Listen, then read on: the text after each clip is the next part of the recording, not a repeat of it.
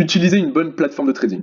Ok, donc une fois que tu as ton courtier, donc tu as ouvert ton compte avec ton courtier, tout ça, donc ça, je t'en ai pas parlé dans la vidéo d'avant, mais évidemment, quand tu crées ton compte avec ton courtier, tu auras donc des questions et tous les documents qu'il te demandent, bah, il va falloir de les donner. C'est des documents très, on va dire, banals dans tout ce qui est financier, donc prouver ton adresse, il y a quoi prouver ton adresse évidemment, ton passeport ou ta carte d'identité, enfin des délires comme ça, quoi, c'est assez simple, tu verras. Et n'hésite pas, si tu as quoi que ce soit comme question, de demander sur le groupe, au moins je peux te répondre si jamais tu as un souci.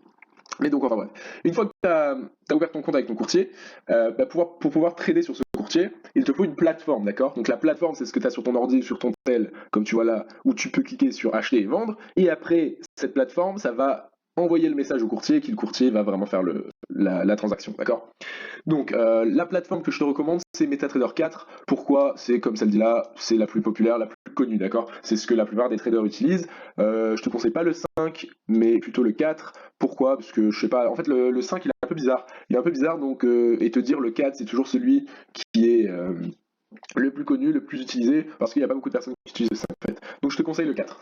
Euh, Comment tu vas l'utiliser, en fait, cette plateforme? C'est que moi, personnellement, je fais mes analyses sur une autre plateforme encore, que je vais t'expliquer.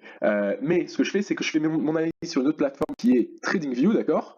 Donc tu vas sur tradingview.com, et puis tu peux trouver les graphiques, faire tes analyses, tout ça. Évidemment, tu te crées un compte, tout ça c'est gratuit. Après, tu peux avoir des versions premium. Mais donc je fais mes analyses et une fois que je veux acheter quelque chose, je vais aller sur MetaTrader 4, d'accord, parce que j'aime pas du tout en fait la gueule que ça a, MetaTrader 4.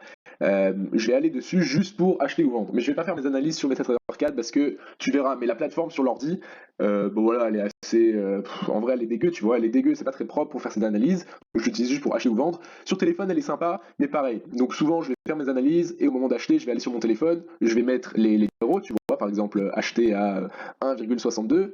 Ça, je vais le mettre sur mon téléphone, bam, j'achète et basta.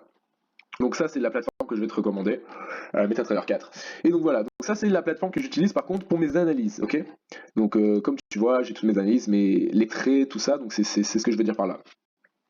Donc moi j'utilise TradingView parce que c'est très propre en fait, c'est très propre vu que c'est quelque chose, vu que c'est un site, tu peux y accéder de n'importe où. Donc si tu voyages, moi ça m'arrive des fois de pas avoir mon ordi par exemple, bah tu vas dans le lobby de l'hôtel, tu demandes un ordi et tu peux te connecter à tes trucs pour faire tes analyses, tout ça. Tu as aussi l'application mobile, donc tu télécharges l'application TradingView, tu auras accès à toutes les analyses que tu fais sur ton ordi, tu les auras sur ton téléphone. Ok. Aussi, l'autre bon point, c'est que, en fait, il n'y a pas juste le Forex, tu as absolument tout. Donc, attends, je vais zoomer ça un peu. Hop, voilà. Donc, comme tu peux voir, tu as donc, les stocks, donc les actions. Tu vois, Apple, Tesla, Amazon, tout ça, tu les as tous. Tu peux regarder les futurs, le Forex, évidemment. Tu peux regarder des cryptos, des indices, même des choses dans l'économie, d'accord, tous les GDP, tout ça. Donc, c'est vraiment quelque chose de très complet. Donc, je te recommande de faire tes analyses sur ça. Et tu auras sûrement capté, mais tes analyses, enfin ton TradingView, il va pas ressembler à ça du tout quand tu vas commencer, et il va plus ressembler à un délire comme ça. Ouais, voilà, ça devrait ressembler à quelque chose comme ça un peu. Donc, pour que le tien ressemble au mien, pour que ça soit plus simple, que tu te familiarises avec tout ça et que ça soit plus agréable, on va dire, ce que tu vas faire, donc tu vas faire clic droit, tu vas aller sur donc c'est donc les réglages, d'accord, settings, et donc là tu vas changer. Donc la couleur des donc soit il est en français, soit il est en anglais, je sais pas, mais en candle ou bougie, que tu vas mettre en bleu, d'accord? Donc que tu vas mettre bleu. On va mettre en bleu. Parce que là, je viens juste de me rendre compte qu'ils ont changé à quoi ressemblait leur site un peu. Mais bon, voilà, donc tu mets ça en bleu. Le reste, tu le gardes en rouge, ok? Tu enlèves cette lost value, d'accord? Ça, c'est la ligne. Tu l'enlèves. Et puis, tu mets le. Alors, attends. Voilà. Les grid lines, donc ce que tu vois derrière, ça, tu les enlèves, ok? Donc, hop, tu les mets sans opacité. Au moins, on les voit plus. Pourquoi je vais faire ça? C'est pour que ça reste très clean, d'accord? Et au moins, là, tu auras le même truc que moi.